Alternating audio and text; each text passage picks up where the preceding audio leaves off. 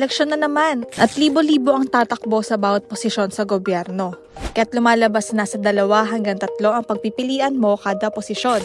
At sa bawat isang to, sure ka ba kung na-check nila ang mga kwalifikasyon para maupo sa pwesto? Isa-isahin natin yan. I'll explain.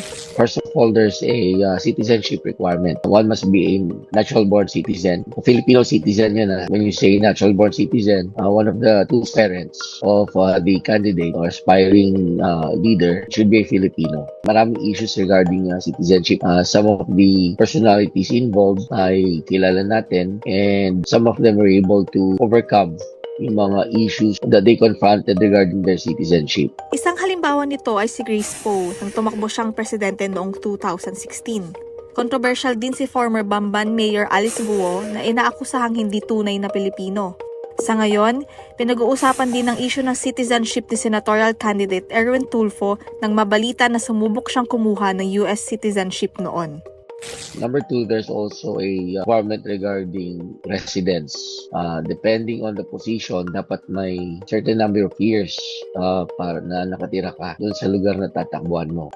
Nakadepende rin sa posisyon ng age requirement. Mas mataas na posisyon, mas mataas ang age requirement. Ika nga, with age comes wisdom. Tapos sa educational requirement naman, able to read and write lang. Walang kahit anong educational degree.